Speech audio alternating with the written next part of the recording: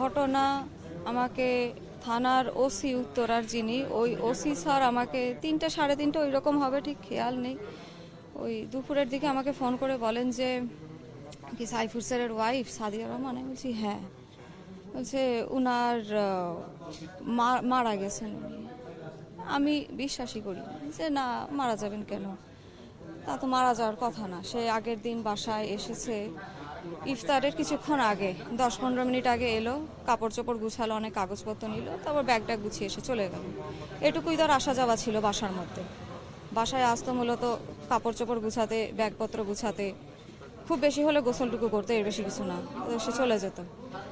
তো আমি প্রথমে বিশ্বাসই করি না। আমি স্যারকে বলি যে স্যার আপনার কোনো ছবি টবি তোলা থাকলে আমাকে একটু দিন, হোয়াটসঅ্যাপে দেখি।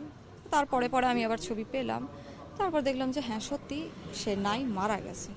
তো আমাকে ওসি স্যার যেটা বললেন যে আমার ওখানে একটা জমি আছে উত্তরখানে 2.5 কাঠা, জমির আশেপাশে সে একটা রুমের বাসা ভাড়া নিয়ে থাকতো। আমি কিন্তু এটা জানতাম না যে সে বাসা ওখানে ভাড়া নিয়েছে। তো ওনার ওই স্যারের কাছ থেকে আমি এটা জানি। আর ওইখানেই ওই ভোরের 5টার দিকে মনে হয় ওই মারা গেছেন উনি, দুর্বৃত্তরা মেরে বাসায় এসে মেরে চলে গেছে। কারা এটা করতে পারে?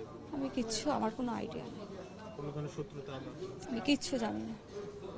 আমি তাকে, সে মূলত নভেম্বরের শুরু থেকেই বাসায় একেবারে ইরেগুলার হয়ে যায়, সে বাসায় আর আসতো না মানে ওই কাগজপত্র গুছাতে, ব্যাগপত্র গুছাতে, এইটুকুই তার থাকা হতো। আমি তাকে জিজ্ঞেস করতাম যে তুমি কোথায় থাকো রাতের বেলা? আমার ফ্রেন্ডের বাসা। ফ্রেন্ডটাকে? কলেজের মানুষজন? না, আমার ফ্রেন্ড আছে আলাদা। তা আমাকে বলো কই থাকো? এত বড় বাসা নিয়েছো শান্তিনগরের এখানে, বিশাল বড় বাসা। ও আমি ওখানে থাকি, আমার ফ্রেন্ডের বাসায় থাকি, আমার ব্যাপারে আর নাক গলাবে না, আমার ব্যাপারে তুমি থাকবে না। আমি এটা তো বলতে পারবো না, আমি তো আজকে জানলাম ওসি স্যারের কাছ থেকে যে সে ওইখানে ওই উত্তরখানের আশেপাশে একটা রুম নিয়ে ভাড়া থাকতো। আমি তো